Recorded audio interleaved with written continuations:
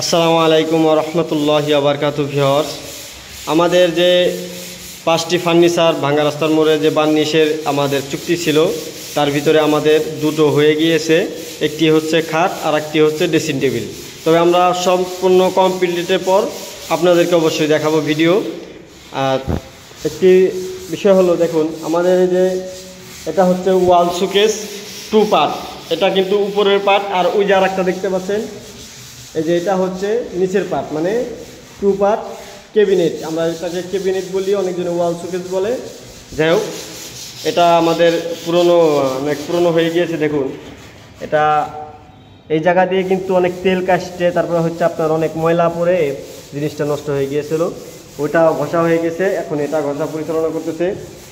দেখুন এই যে আমাদের যে উপরে যে চাষ ছিল, এই চাষ কিন্তু ভালোভাবে ঘষে উঠায়ে তারপরে হচ্ছে আপনার বার্নিশ করতে হবে।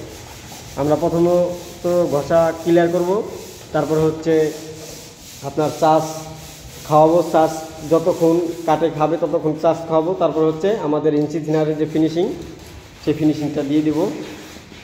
এই হচ্ছে আমাদের এই যে আরেকটা দেখছেন, এটা হচ্ছে আপনার হচ্ছে আলমারি, ছোটোখাটো একটা গ্লাস সিস্টেম আলমারি। এটাও ঘষা হয়ে গিয়েছে, এটা ঘষা হয়ে গেছে। তারপরে আমরা এই সোফাটি ধরবো।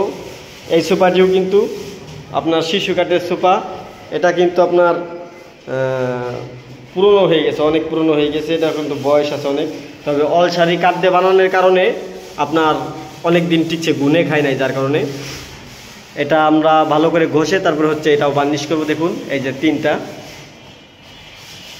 এই যে 2টা, আর হচ্ছে এই যে একটা, এই 3টা সোফা, 3টা মিলে। আর আপনার টি টেবিল আছে, একটা টি টেবিল আছে। এই টি টেবিলটা সহ আমরা বার্নিশ করব। তবে আমাদের ভিডিওর সাথেই থাকবেন।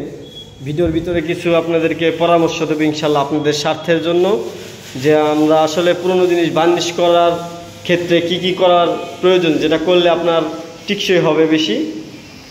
এই জন্য আর কি আমার ভিডিওর সাথেই থাকবেন ইনশাল্লাহ। আর যে 2টা ফিনিশিং দিয়েছি, সেই 2টা হচ্ছে এই রুমে আছে আটকানো। আমরা একসাথে যখন ফিনিশিং হয়ে যাবে সব, তখন আপনাদেরকে একসাথে দেখাবো যে কি পরিমাণে গ্লেজ আছে এবং কি পুরান জিনিস কিভাবে আর কি নতুন হয়ে গেল। ধন্যবাদ সবাইকে।